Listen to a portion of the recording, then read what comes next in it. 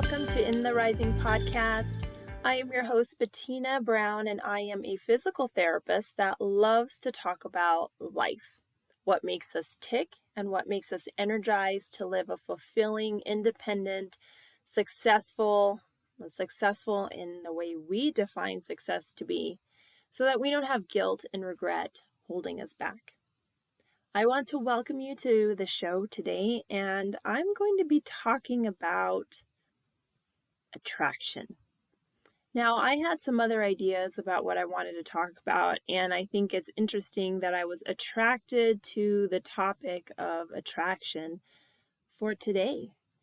And for some of you that may be wondering, is she talking about law of attraction? And in essence, yes, I am. I am talking about the law of attraction and how it relates to loving yourself, self-worth, self-definition, self-appreciation, self-care.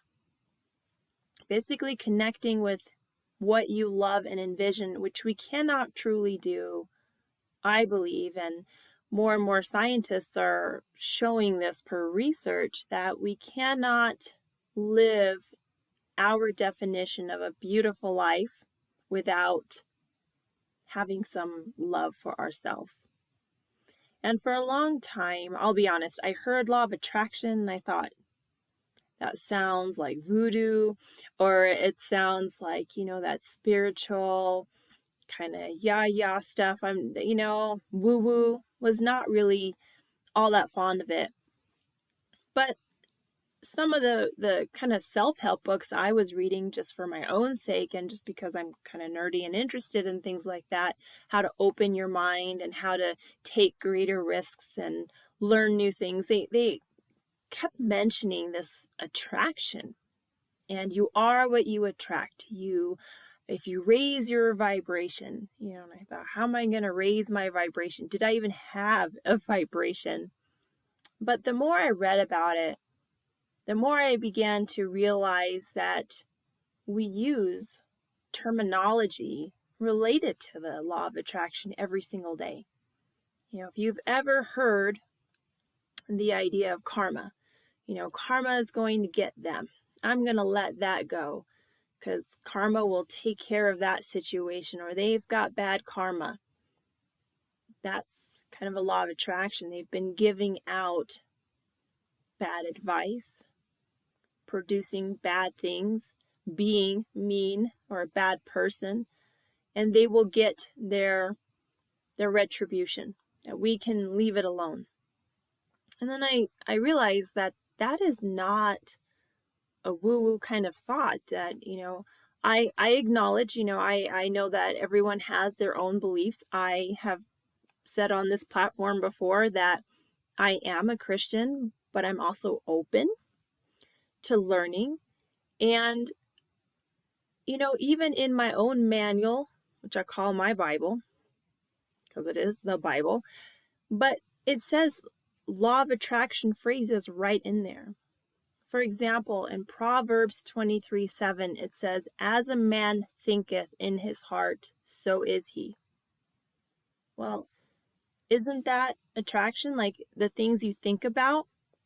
That's what law of attraction says. You got to think about positive things. You got to keep being optimistic. Yes, there are times in life that, it's not all about being happy and optimistic. Pain and suffering is still pain and suffering. And I'm not trying to say that's not something worth addressing. But is it worth living in pain and suffering? There's an event, and then some of us take that event and we live that way. We never get over something. We are out of a relationship for 20 years, but we basically could have broken up with them 2 minutes ago, because that's how much it consumes our life today. That family member died 5 years ago, but for us, it was all of 5 seconds ago. That's not saying we don't need to appreciate these moments in life, but there's a difference within living there. So when I went back to thinking about how a man thinketh, or woman thinketh in their heart, that I thought, well, maybe it's not really maybe I'm looking too deep into it. And then as I'm going through Hobby Lobby, which was really one of my favorite places to go when they were open, maybe they're open again, I don't know. But I have this huge poster, and it was on sale, and I bought this poster, and it's Philippians 4:8. And it says, whatever is true, whatever is honorable, whatever is just, whatever is pure, whatever is lovely, whatever is commendable, if there is any excellence, if there is anything worthy of praise, think about these things.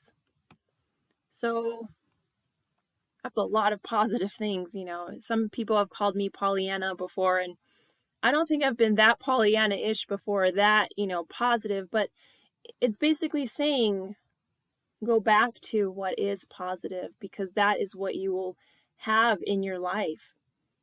And isn't that the attraction? Isn't that what law of attraction is? Think about things that are going to be good. Think about how you can do good for other people. And then you can attract what you give out. Kind of like that basic, what is it, quantum physics and all the physics, you know, for every action, there's an equal and opposite reaction. Well, if you're giving out good, then you can receive good. Now, I know there's a bit of a debate that says, well, if you give out good and I just keep getting used and abused, well, that's where that self-love and boundaries comes into. But just for this sake right now, having the knowledge that what you are producing in your heart and your mind produces with your hands and an action out to the world that can be reciprocated. And one of the things that you can actually do is attract love into your life. And there's a quote by Danielle Light, which I love as a last name. It says, the beginning of love is at the end of resistance. Well, what about all kinds of love? Not just romantic love, but what about if I really want, for example, my son to grow up and do what I planned him to do? I don't know, make up whatever I want to. But that's not his cup of tea. That's not even his cup of coffee. Like, he is just not interested. My son, for example, absolutely made it clear to me that there is no way he would ever,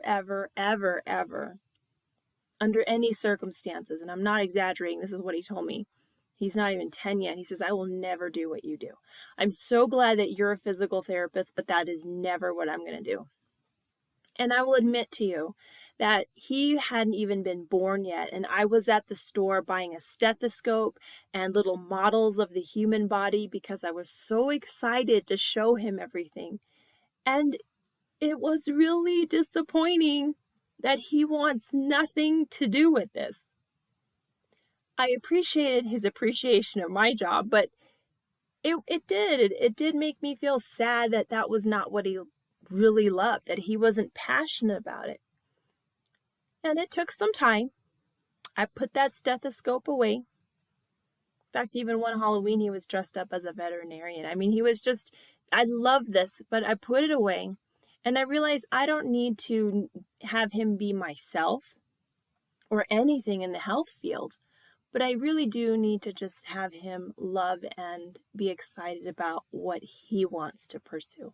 I needed to stop resisting his plan for his life.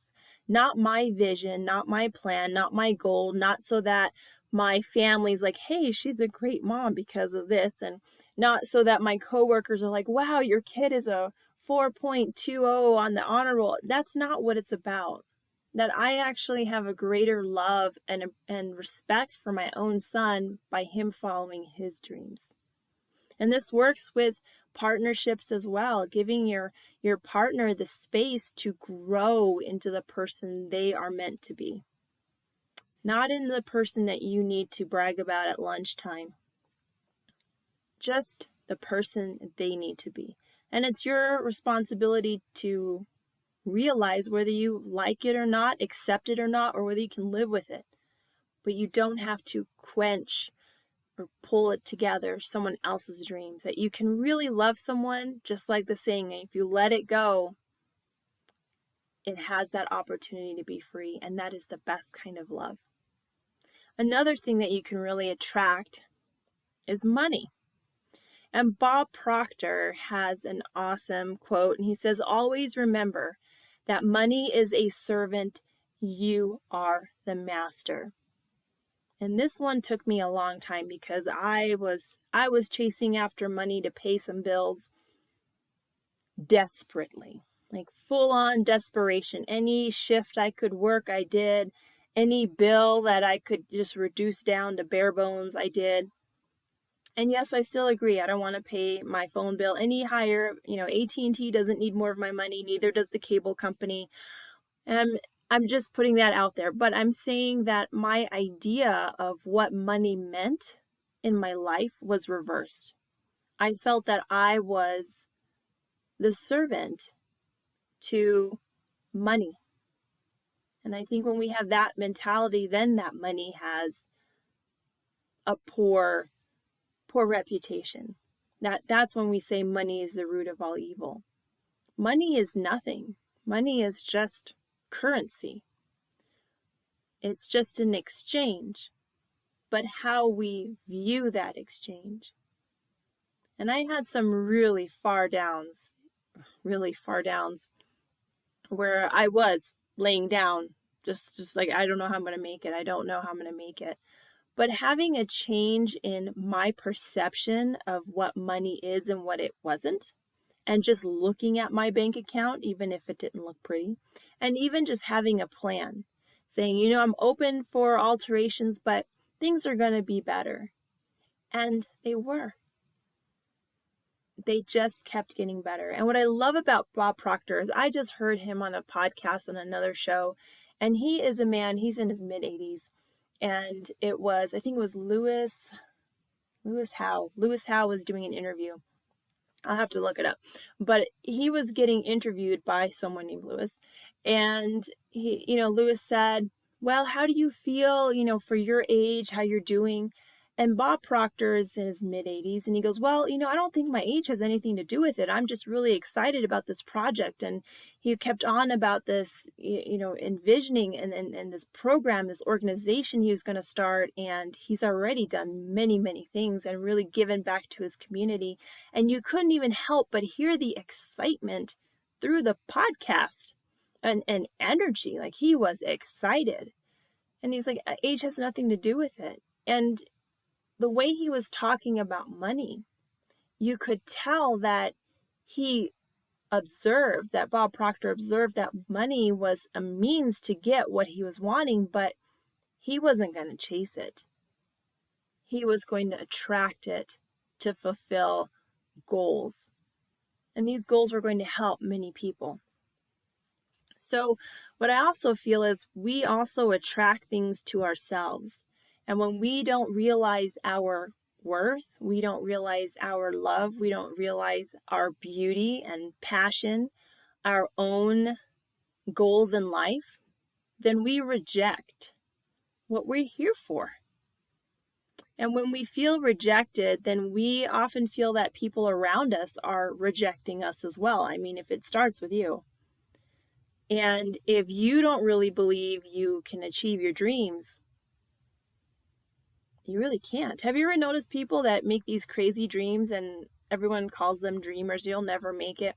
Sometimes they may not make it to that very tip top, but they made it further than anyone believed they would. You have to aim high. You have to aim high. And this rejection of ourselves, when we don't feel we are worth things, it makes us feel like we're not capable or not talented. And then we kind of remove ourselves. We give ourselves an excuse to remove ourselves from our circumstances. But we have to be in our circumstances to actually prosper in them. Last week I talked about planting seeds to grow your garden of life. If I just pack my stuff and leave my garden, well, then I'm not prospering in that. So having a different view on what you want to attract. And I'm not talking about having your incense going and just thinking, okay, I'm going to have a positive thought, but I don't think any of this is working. But just to recognize how you feel when you are excited about something. And that something can be your dream, that something can be your job interview, that something can be that time to just lay down on the couch and veg because you've been working so much, just anything that makes you feel good in that moment.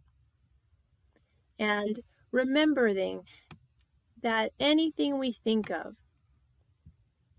anything that we are having now was once a thought for someone else, and they followed through. From our car to our light bulb to this podcast, someone came up with that. We don't know if we're going to have that next great idea, but we may have the stepping stone for someone else. And you just don't know where you belong until you put it out there. And I think there's so much out there that we can place. And starting with ourselves, knowing that we are actually pretty fantastic creatures here on this planet, that we can put things out there that will attract us to be successful, that will help other people, and give us that feeling of whatever our own definition of success is. So whatever is great and wonderful and lovely, pursue that. So thanks for listening today. I appreciate it. I know we all have only so many minutes, right? And you gave me some of yours today. Leave a review, and that doesn't have to mean words. You can just leave some stars. I appreciate it. And I will see you guys next Tuesday. And until then, let's keep building one another up.